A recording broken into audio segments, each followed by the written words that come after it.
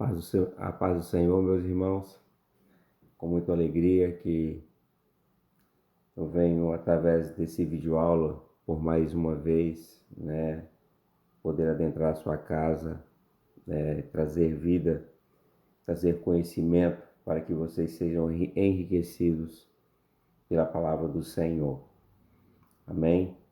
Agora, são quase meia-noite no sábado, o tempo que eu encontrei disponível para poder estar gravando esse vídeo para ministrar a vida dos irmãos. E é sempre uma alegria estar fazendo isso, porque na verdade a palavra do Senhor ela é viva e ela é eficaz. E para nós sabemos que é um privilégio poder saber que a palavra do Senhor tem entrado nos lares, apesar de uma forma virtual, a palavra do Senhor ela tem poder de entrar, porque nós sabemos que a fé ela vem por ouvir a palavra do Senhor. Então nossa fé é acrescentada, é multiplicada à medida que nós ouvimos a palavra do Senhor.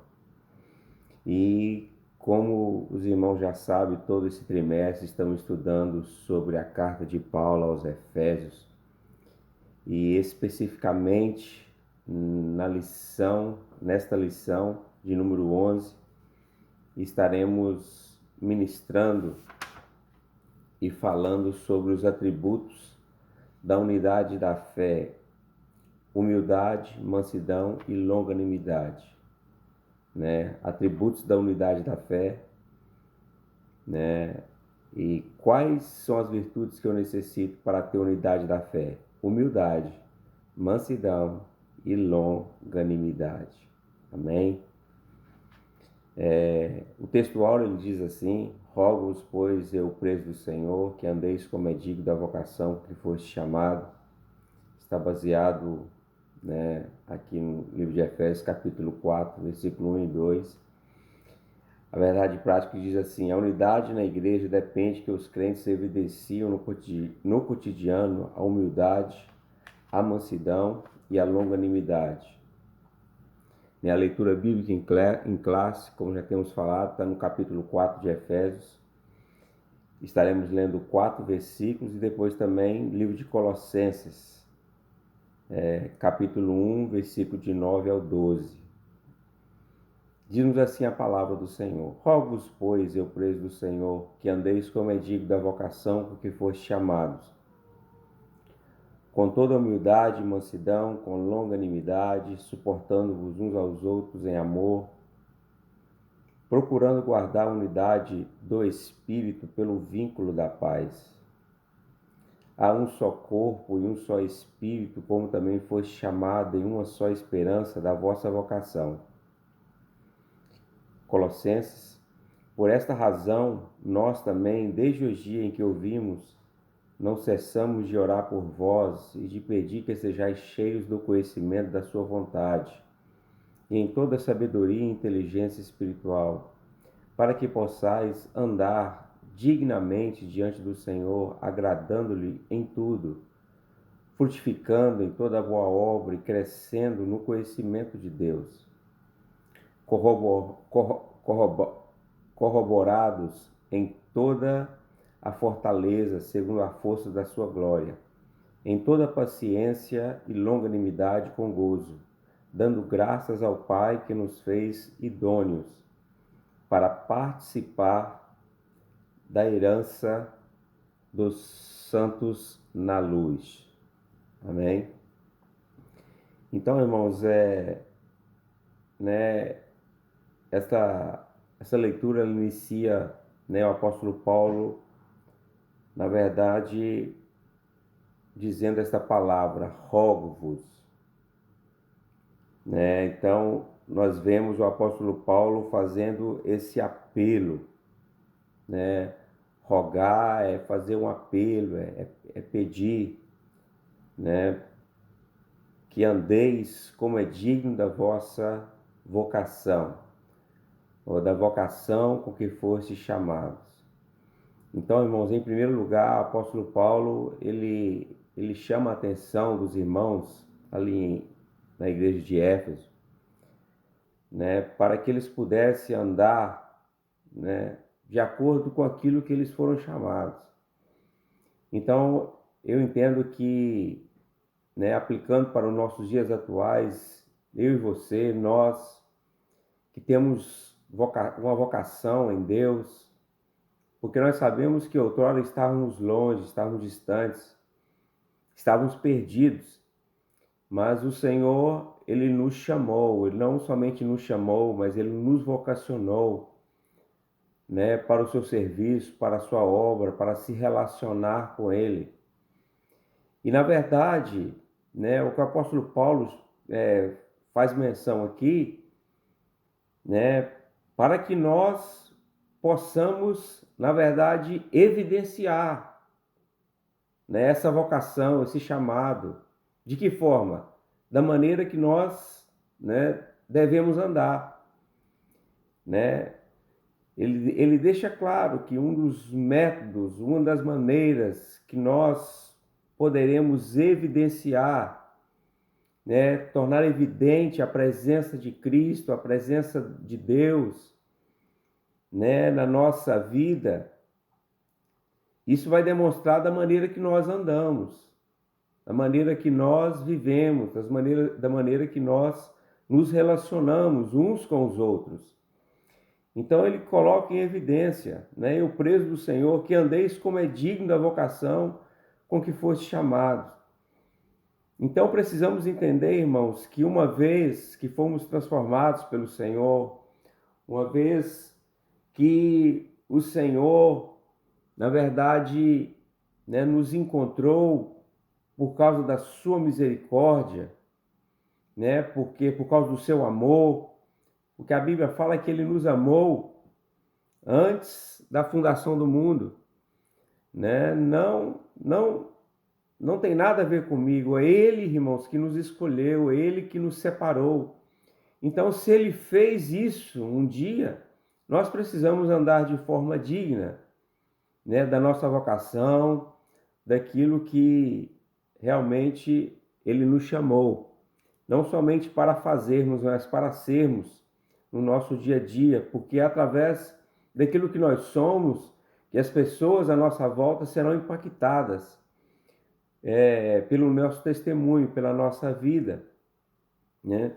Então, o apóstolo Paulo, ele chama a atenção, né, para que os efésios, né, pudessem andar desta forma. Humildade. Interessante, irmãos, que uma das coisas que me chama a atenção é que para uma igreja, na verdade, ser uma igreja unida, para que a igreja, para que a igreja seja uma igreja unida, uma igreja coesa, ela precisa, na verdade, absorver, né, estas três virtudes, que é a humildade, que é a mansidão, que é a longanimidade. E uma das coisas que me chama a atenção aqui, que no ponto 2 fala que a humildade para os povos pagãos não era uma virtude, pelo contrário, é considerada uma atitude negativa, fraqueza de caráter, falta de amor próprio. Na vida de Cristo é que a humildade aparece como virtude, pois ele não teve por usurpação ser igual a Deus, né? Então, para, né, esta filosofia, né, então deixa bem claro aqui para os povos pagãos, né, ser uma pessoa humilde não era algo que realmente, né, viesse ser algo agradável. Mas o Senhor Jesus Cristo, ele nos chama atenção a isso, que nós precisamos andar, né, e cultivar essas virtudes, que uma delas é a virtude da humildade. Precisamos cultivar essa virtude, que é a virtude da humildade. Tem pessoas que pensam que ser humilde, irmãos, é andar com calça rasgada, ou andar com a roupa bem simples, bem desbotada, Humildade não tem nada a ver com isso, irmãos. Isso é simplicidade, entendeu? Então não tem nada a ver com isso. Humildade, irmãos, é nada mais nada menos que o oposto da soberba. Então, nós observamos que Jesus Cristo, ele sendo Deus, ele não teve usurpação ser igual a Deus, né? Então, Jesus Cristo era alguém que não carregava consigo soberba. Ele não fazia as coisas, ele não realizava os milagres para poder, né, demonstrar, na verdade, quem ele era. Não é nesse sentido, mas ele realizava milagres para glorificar ao Pai. Ele realizava milagres para que pessoas pudessem ser transformadas, sempre visando o Pai, sempre visando o próximo e nunca visando a si mesmo. Então, ele é um exemplo de humildade. E um dos fatos que me chama a atenção é que Jesus, em uns momentos em que ele estava aqui na terra, ele, né, reuniu com os seus discípulos e, através de um gesto de humildade, ele pegou um balde, uma toalha, né, e lavou os pés dos discípulos e enxugou, né, simbolizando assim, na verdade, sendo exemplo para os seus discípulos. No entanto, ele chegou a dizer, né, que eu sendo, né, Senhor, faço isso com vocês que são servos, então quanto mais vocês, né, então na verdade que vocês venham seguir o meu exemplo. Então é um exemplo que Jesus deu para os seus discípulos, para que em momento algum em nosso coração, em nossa vida, na nossa caminhada de fé, venha haver, irmãos, né,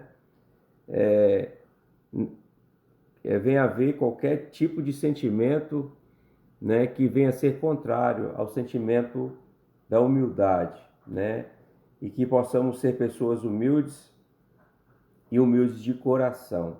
O próprio Jesus disse, né, aprendei de mim que sou manso e humilde, né? Então, na verdade, ele é o nosso maior exemplo.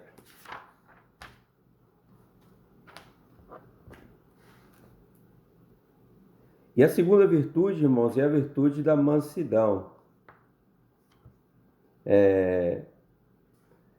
A virtude da mansidão produz crentes capacitados a bem gerir os seus conflitos, promovendo paz e conciliação na igreja local, né? E interessante que mansidão é um fruto do Espírito, né? A palavra mansidão transmite o conceito de ternura, gentileza, cortesia, paciência.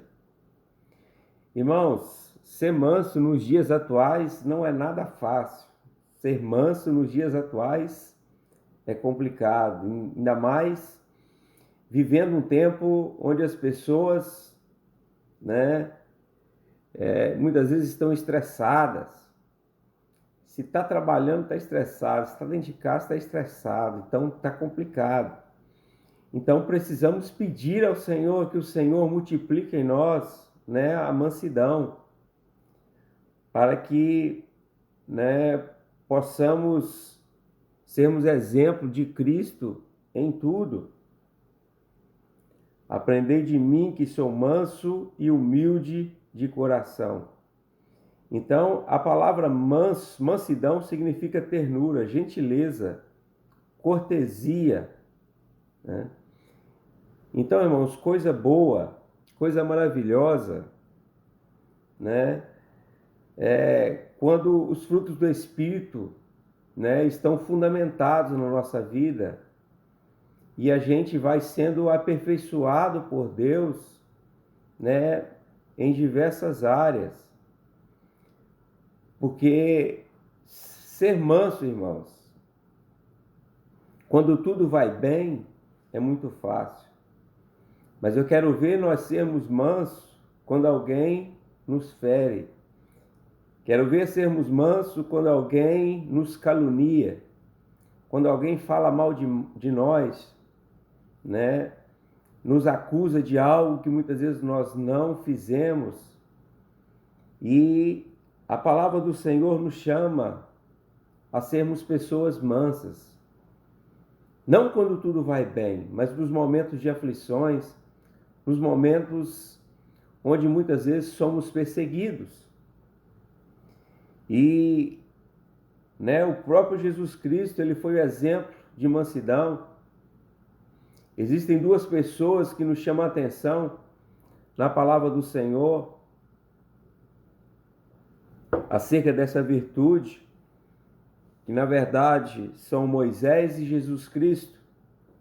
A Bíblia fala que nunca houve homem como Moisés, manso como Moisés na terra. Moisés era uma pessoa que se destacava nesta área.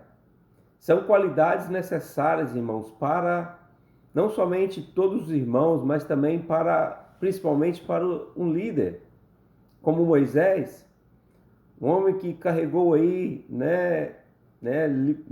tirando o povo do Egito, mais de 1 milhão de pessoas, necessitava de mansidão.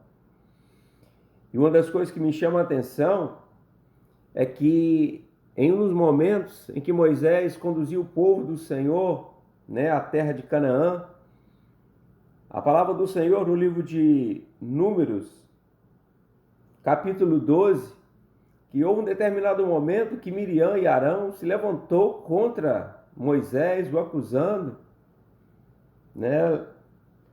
e começou ali uma rebelião contra ele, porque ele tinha, se casado com uma mulher cuxita, não era uma mulher, do seu círculo, dos seus familiares, e se sentiram no direito, irmãos, de acusar, de levantar, falso testemunho e dizer que, assim como Deus falava com Moisés, Deus poderia falar com eles também.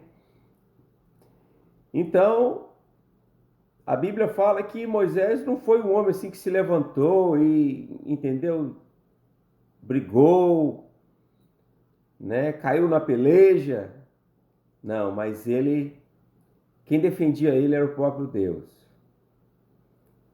Então, irmãos, a pessoa que é mansa, ela não, em muitos casos, ela não procura se defender. Mas Deus, ela é o seu escudo. Deus é aquele que se levanta em sua defesa. A Bíblia diz que naquele mesmo dia, Deus chamou os três no arraial e através da nuvem, Deus falou, ali naquele momento que Deus falava com Moisés, de cara a cara. E a Bíblia fala que naquele momento Miriam ficou leprosa. Ela foi necessário ela ficar, separada em um determinado lugar por 7 dias. E o povo foi impedido de caminhar, porque na verdade ela estava leprosa. Então, irmãos, na verdade, uma das coisas que me chama a atenção nesse fato é o comportamento de Moisés. Moisés, ele não se levantou e tentou reagir por si próprio, mas Deus tomou a sua causa. Então, é por isso que muitas vezes eu sou contra algumas pessoas que muitas vezes se levantam em rede nacional e começa aquele bate-boca, por questões variadas, porque nós sabemos, irmãos, que quem nos justifica é Deus. Amém? E Moisés carregava consigo esse espírito de mansidão. Assim também como o próprio Jesus Cristo, a Bíblia fala que Jesus Cristo, ele deu um grande testemunho até no momento, antes da sua crucificação, porque na verdade, ali os seus algozes, as autoridades que o acusavam, ficaram impressionados com ele, porque muitas vezes eles estavam o acusando, mas a Bíblia fala que ele permaneceu mudo ele permaneceu em silêncio, porque na verdade ele sabia que era necessário passar por tudo aquilo e que a sua vida estava na mão de Deus. Então, sabe de uma coisa?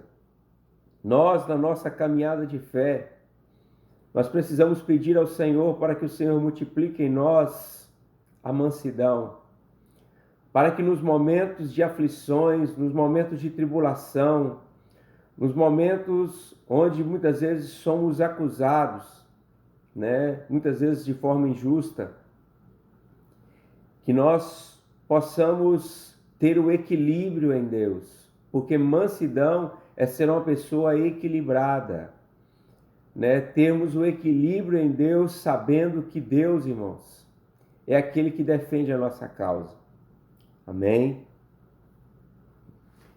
Então, né, não é fácil nos dias atuais, porque na verdade nós, para a igreja viver uma unidade, ela é necessária que ela tenha humildade, é necessário que ela tenha mansidão, né? Porque na verdade, à medida que nós possuímos todos esses ingredientes, na verdade nós alcançaremos não somente o coração de Deus, mas nós alcançaremos as pessoas que estão à nossa volta, a nossa cidade, né? O lugar onde nós temos sido plantados. E em terceiro lugar, irmãos, né, queremos aqui colocar em evidência a longanimidade. A virtude da longanimidade capacita o crente a ser tolerante com os erros alheios e assim liberar o perdão aos ofensores. Longanimidade, um fruto do Espírito. Longanimidade tem o sentido de paciência, tolerância, constância, pessoa ser longa. É mais um dos aspectos também, irmãos, dos frutos do Espírito, está lá em Gálatas, capítulo 5, né? Se os irmãos tiverem tempo, mas logo mais tarde, possam estar, né, também meditando no livro de Gálatas, capítulo 5, que fala sobre os frutos do Espírito. Então, longanimidade, irmãos.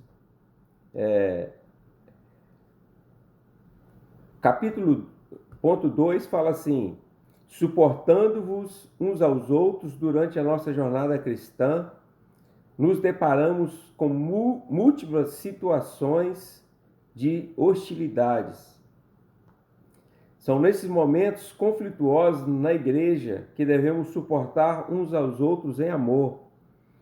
A expressão indica que, infelizmente, teremos de enfrentar excessos cometidos em nosso meio, como provocações alheias e carnais.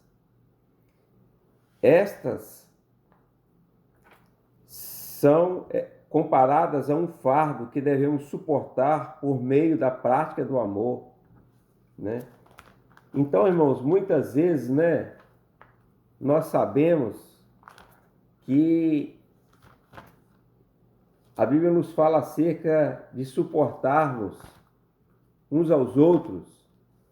Muitas vezes, quando fala acerca de suportarmos uns aos outros, vem na nossa mente, né, aquele fato de ter que tolerar aquele irmão, né?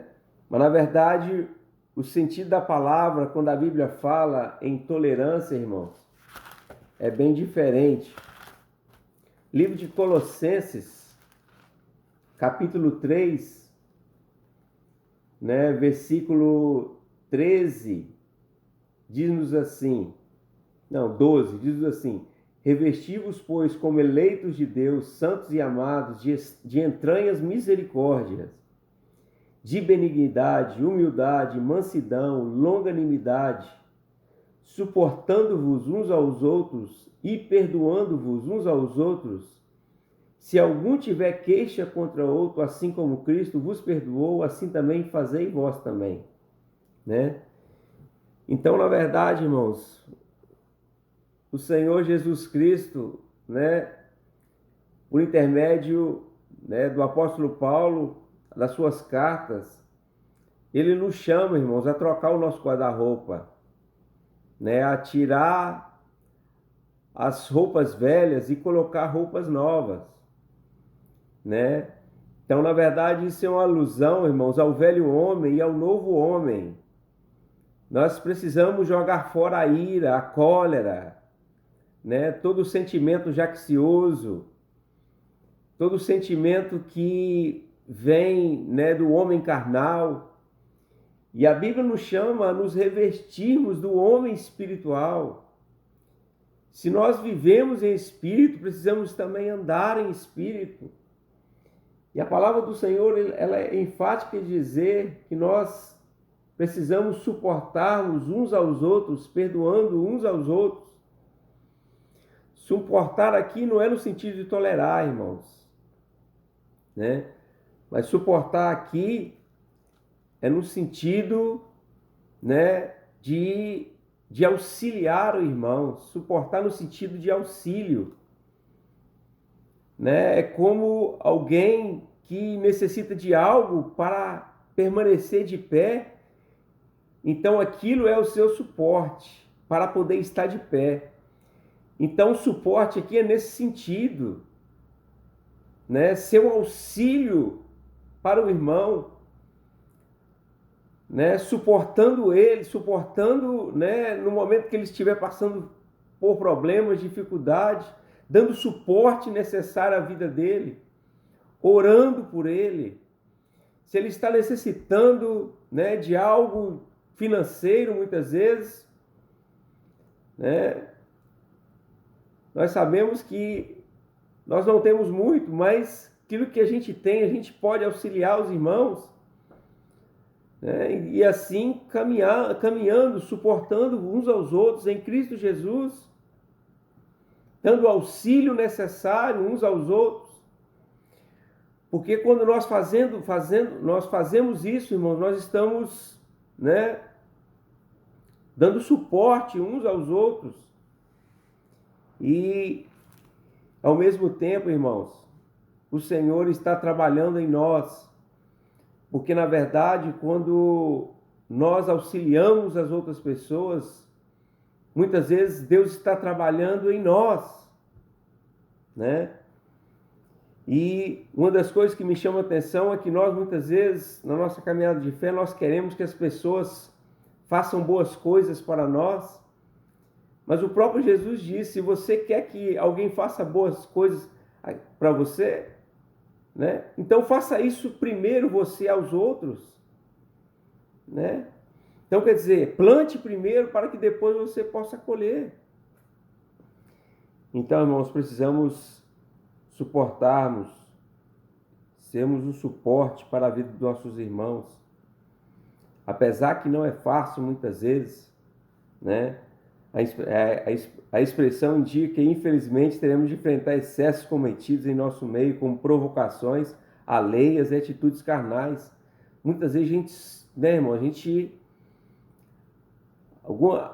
alguns muitas vezes, não lá fora, mas muitas vezes dentro da igreja, muitas vezes se levantam com atitudes carnais. Você sabe que é carnal, mas pelo fato de você possuir, né, a virtude da longanimidade, né, então você, né, não vai reagir. Você vai agir com sabedoria. Você vai esperar o momento certo, a hora certa de reagir, né? Você vai estar orando pelo irmão, porque nós sabemos, irmãos, que, né, uma igreja não é construída somente de trigo, mas a igreja é construída de trigo e também de joio. E uma das coisas que me chama a atenção nesta carta, né, que o apóstolo Paulo escreve aos Efésios, é que o Senhor a todo tempo está nos convidando à maturidade espiritual, né? Maturidade espiritual significa nós entendermos que, né, na verdade, há momento de nós falarmos, mas há momento de nós calarmos, né? Então, sermos pessoas equilibradas em Cristo Jesus Cristo. Em terceiro lugar, fala aqui o perdão como premissa do amor. Então, também o perdão como a premissa do amor. Então, irmãos, nós louvamos ao Senhor, porque na verdade o Senhor tem trabalhado em nós essas virtudes. O Senhor tem acrescentado, né, em nós humildade, tem acrescentado em nós mansidão e também longanimidade através da nossa caminhada de fé, à medida que nós nos aproximamos de Cristo, à medida que nós nos relacionamos com Cristo. Mas sabe de uma coisa, o Senhor aperfeiçoa isso em nós, mas em meio às crises. Entenda isso. O Senhor vai aperfeiçoar a nós em meio às tempestades, né? No momento da tempestade, no momento das aflições, em momentos em que você é desafiado, né? Verdade, em que você é desafiado a deixar, né, o velho homem reviver dentro de você, né? Você tem o autocontrole. Você, na verdade, né, suportar. Você tem o equilíbrio em Deus. Que Deus possa abençoar a sua vida, que Deus possa abençoar a sua casa nesta manhã. Que o Senhor possa estar acrescentando sobre nós, sobre as nossas vidas, né, essas virtudes que são essenciais para as nossas vidas. E nós sabemos que somente o Espírito Santo do Senhor ele tem poder para, na verdade, executar esta obra em nós. Porque, na verdade, somos falhos, porque, na verdade, a nossa tendência é má, né? Mas sabe de uma coisa? Precisamos deixar o Espírito trabalhar em nós. Precisamos deixar o Espírito, na verdade, nos moldar para que possamos ser aperfeiçoados em Cristo Jesus. Amém? Deus abençoe a sua vida, que Deus abençoe a sua casa nesta manhã. Amém? Quero fazer uma oração por você. Soberano Deus e eterno Pai, quero abençoar, Senhor, todas as famílias nesta manhã que têm ouvido a palavra do Senhor. Meu Deus, eu não sei, Senhor, o que cada uma delas tem vivido, Senhor, ao longo desses dias, mas eu peço ao Senhor que o Senhor possa estar multiplicando sobre cada um de nós, sobre cada uma delas. Meu Deus, a humildade, mansidão, meu Deus, e longanimidade.